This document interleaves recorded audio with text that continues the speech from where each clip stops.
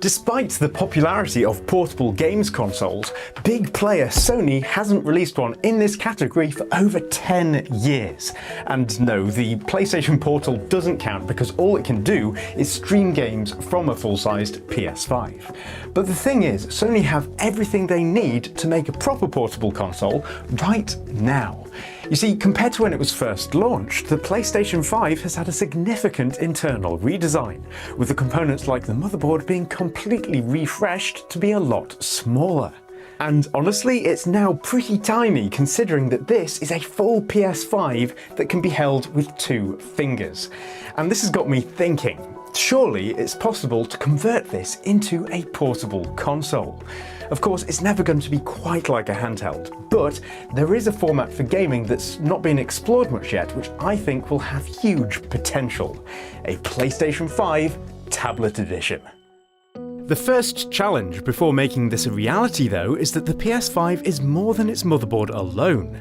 It requires many extra components to make it work, most of which are dedicated just to keeping it cool, as it generates so much heat.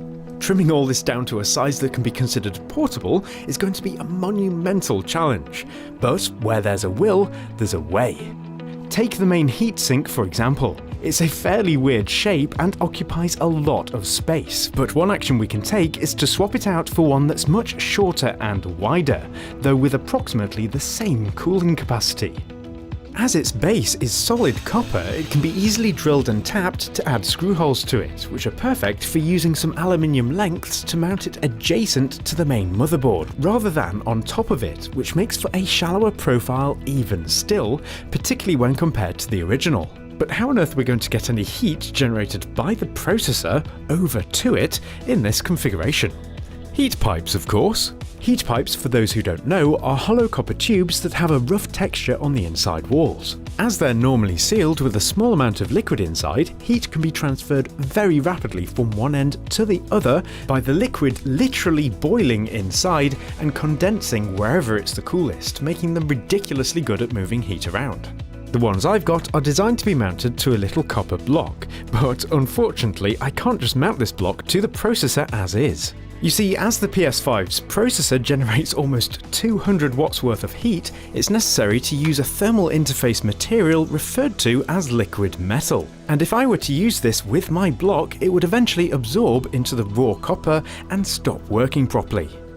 Interestingly, the base of the original heatsink is copper as well, but Sony has nickel plated it, making it far more resistive to liquid metal absorption. And this is actually great news because it turns out that nickel plating is surprisingly easy to do at home. So it's time for a quick side quest. All that's needed for this is some white vinegar and nickel strips, plus a dash of salt. By connecting the strips to the positive and negative terminals of a battery or a power supply, one of the nickel strips can be dissolved into the solution, giving us an electrolyte that can be used for electroplating. To use it, all we need to do is replace the dissolved nickel strip and swap out the other one for the block. This allows the nickel to be transferred from the new strip over to the block, giving us a nickel-plated finish. After a quick polish, this looks perfect, and it should now work reliably with the liquid metal. This stuff is like magic. It's literally molten metal as it's made up of various components to achieve a very low melting point. Once it's been spread to both the processor die and the now nickel-plated block, the whole thing can be squashed together. As the surface area intended to be in contact with the heat pipes is pretty large, it's actually okay to go with traditional thermal paste here, after which the heat pipes themselves can be finely mounted in place. These have been carefully bent to go around various components and so that they spread out on the heatsink. And it looks pretty cool. With the processor now thermally linked to the heatsink, we're almost ready to test it out. But how are we going to move air over the heatsink to keep it cool? The original, rather gargantuan blower fan is simply out of the question due to its size. But what about using several mini versions instead? Using 4 of these in parallel multiplies their airflow output, hopefully to the point where they'll match the much larger fan. The sheer size difference between these two types of fans is so large though that I actually have my doubts as to whether the new ones are even capable of cooling the processor, which again is 200 watts worth of heat, and that's a lot. But there's only one way to know for sure, and that's to try it out. By positioning these new fans along one edge, they blow air underneath the console, and by taping the sides, the air has only one way out, through the heatsink. Now this of course looks super janky right now, especially with the power supply just perched on top, but it does allow us to operate the console and observe its temperature with a thermal camera. As soon as the console is on, we can see that the heat pipes start moving the heat over to the heatsink. Once a game is launched though, the console begins to draw its maximum power, and the temperatures continue to climb, with the block itself hitting over 60 degrees Celsius. It's safe to assume that the core of the processor will be even higher than this, so it's no wonder that after a few moments the console shuts itself down with an overtemperature warning message. Ugh. So clearly there's more work to do here if we want to have any chance of this being cooled properly, but there are thankfully two easy ways we can improve things. Increase the airflow over the heatsink so we can pull heat away from it more quickly, or increase the heatsink size so we have more heat dissipation surface. But preferably it would be both of these things if we can pull it off. Now, as the present heatsink fits very nicely on the side here, instead of increasing its size, I'm going to add an additional smaller heatsink instead to provide the extra heat dissipation surface area. Mounting it does require some modification of the heat pipe layout, but doing so provides the perfect opportunity to optimize things further by spreading them out more so that they go diagonally across the fins rather than parallel to them, allowing them to dump heat more effectively into the heatsinks.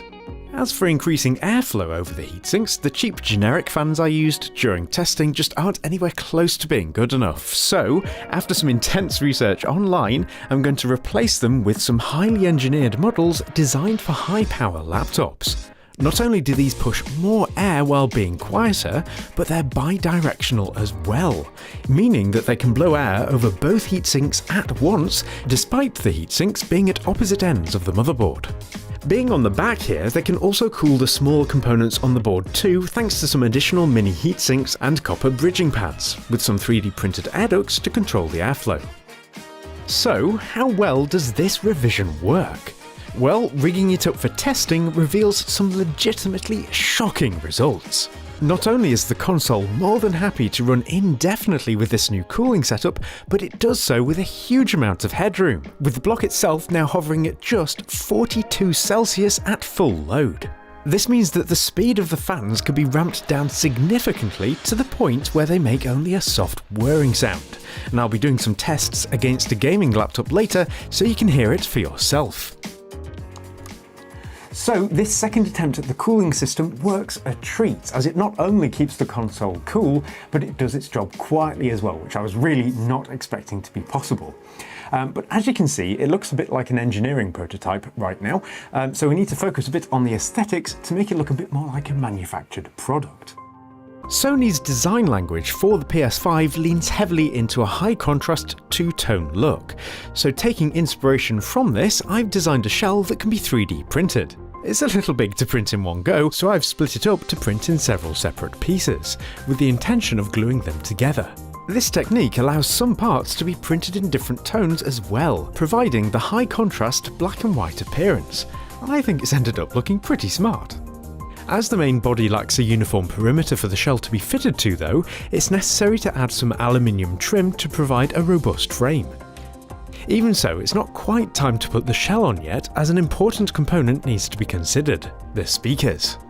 You see, most portable consoles have some form of sound system, but they're usually pretty thin sounding and not great for a full gaming experience.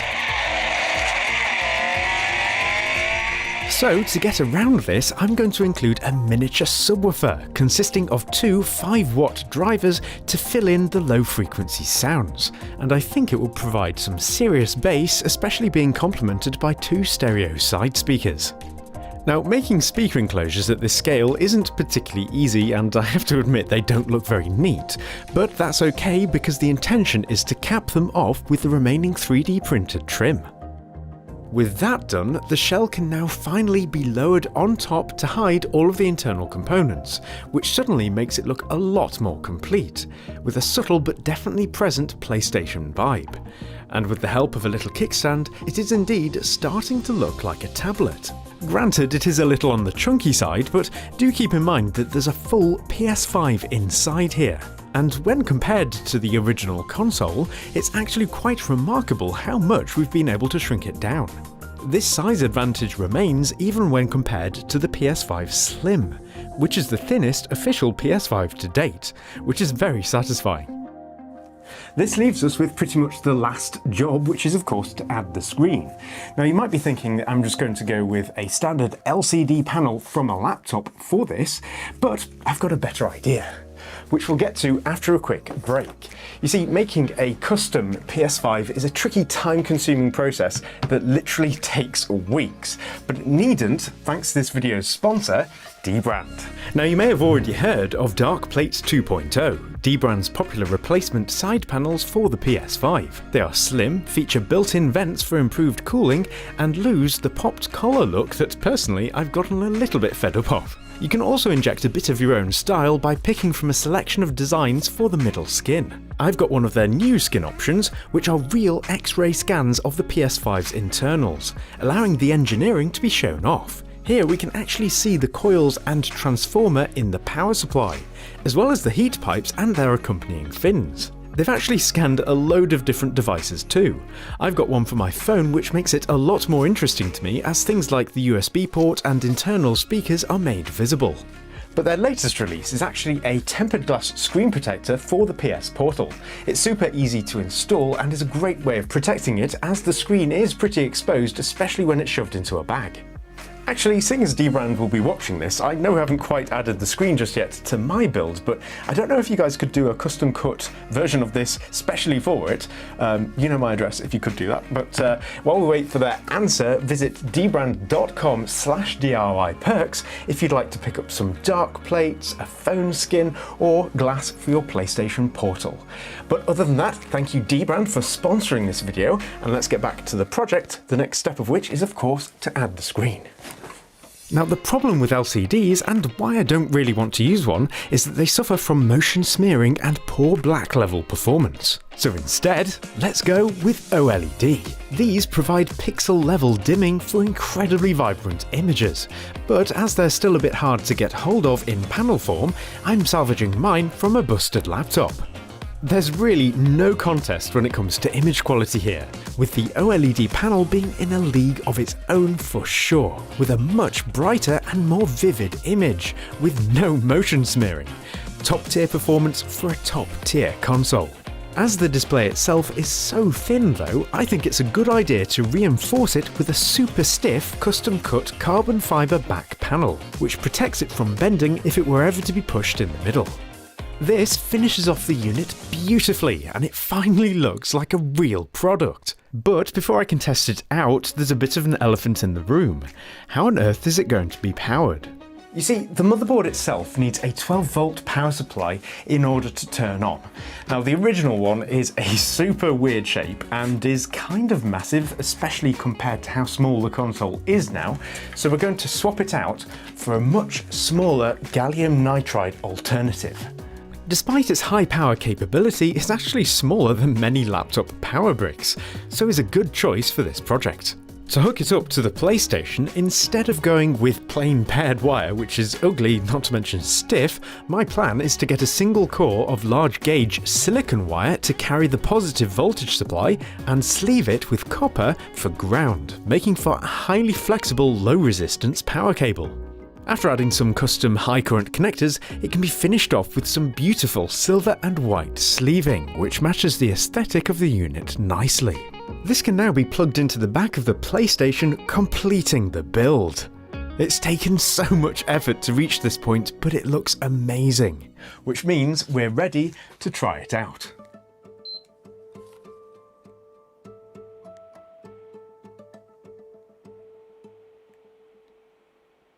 Hey, there we go. The world's first PlayStation 5 tablet edition. That's pretty cool. My first impression is the brilliance of the screen. Being OLED, it of course has inky dark blacks for vibrant colour rendition, but as it's full 4K as well, it really takes advantage of the PS5's insane rendering power and it looks incredibly sharp. 4K portable gaming? Man, this is pretty unique. Oh, listen to the subwoofer! 3, 2, let's go! Whoa! Oh man, this is crazy! Just to prove it, no display cable, just a power cable, and yeah, full PS5 in a nice portable package. Wild! The best thing about this form factor is that it's portable enough to actually be a social experience. You're not bound to a TV, so it can be used pretty much anywhere. Perfect for sharing a gaming experience with friends. So you're going for the same thing. Go, come on! Oh, no!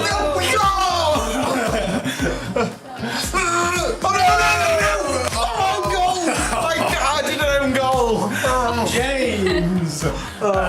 This is in stark contrast to the solo and potentially lonely experience you get with most other portable gaming consoles. And it really is a super unique experience that brings a lot of fun to the table. What's even more remarkable is just how quiet it is. Thanks to the large heatsinks and 3 bi-directional fans, it makes far less noise than you'd expect. Here's a comparison to a high-end laptop that doesn't even draw as much power.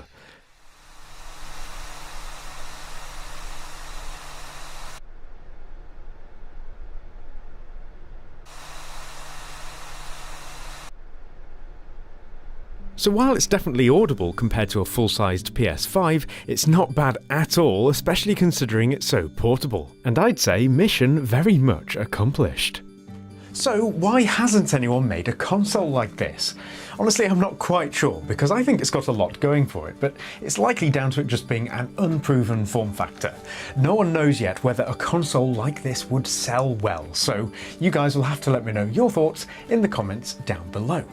Now, I think if Sony themselves were to make a console like this, they could probably make it about 1/3 of the thickness, and it shouldn't even really be that much more expensive than a PlayStation 5. Because really, this is just a PlayStation 5 plus a screen. The extra components are just in a different form factor. So it'll be really interesting to see if this kind of thing becomes a bit more common in the future. Let's hope so. But until then, if you've got an itch to customize your own PS5, don't forget to check out dbrand's dark plates, which are a great way of making your PS5 your very own. But other than that, the concepts that we've learnt in this video are actually going to be applied to my next project, which will be something that's very not visible. Now, if you're familiar with the channel, you'll know exactly what I'm talking about, but if you're not, make sure you're subscribed because you don't want to miss it. But other than that, I'm Matt, you've been watching DIY Perks, and I hope I see you next time. Goodbye for now.